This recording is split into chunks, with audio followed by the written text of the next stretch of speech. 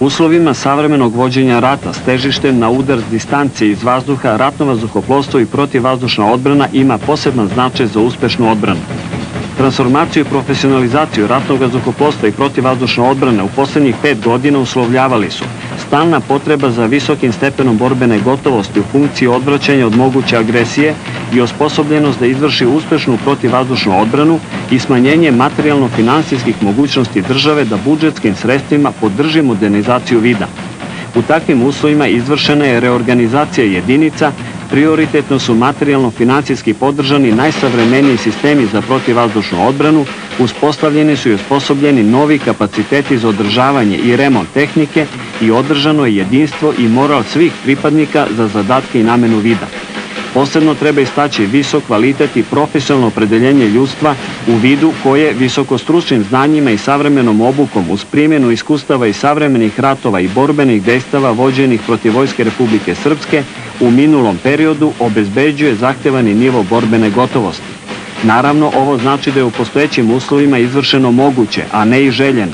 Reorganizacija je i dalje u toku i zavisi pre svega od ekonomsko-finansijskih mogućnosti države. S obzirom da sredstva ratne tehnike kojima raspolaže ratno vazduhoplovstvo i protivvazdušna odbrana pripadaju uglavnom srednjoj generaciji, deo te tehnike može da se modernizuje novim tehnološkim rešenjima, čime će produžiti vek upotrebe i zadržati kvalitet savremenog oružja.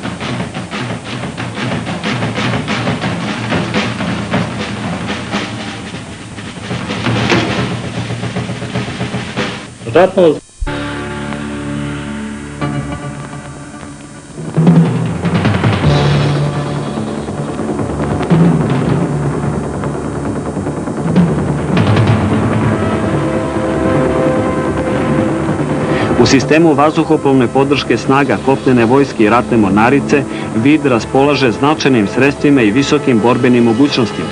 Deo sredstava je stranog, a deo domaćeg porekla.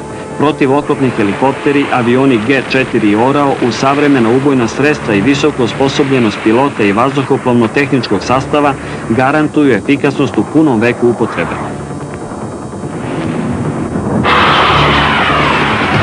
Pozadinsko i vazduhoplovno-tehničko obezbeđenje oba borbena sistema, iako opterećeno besparicom, kvalitetom ljudskog faktora, uspeva da obezbedi zahtevanu ispravnost sredstava ratne tehnike i visok nivo bezbednosti letenja. Za pripremljene i usvojene rešenja, modifikacije i modernizacije postojeće tehnike trenutno nema dovoljno novca. Zbog toga je jedan deo stručnih kadrova i deo proizvodnih kapaciteta naše vazduhoplovne industrije korišćen.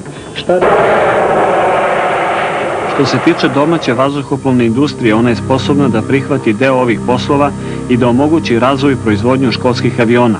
Vazduhoplovno-tehnički institut, sada deo Vojno-tehničkog instituta sa svojim 50-godišnjim iskustvom i kadrom uz ostale elemente vazduhoplovne industrije u mogućnosti je da se uključi u svetske vazduhoplovne programe.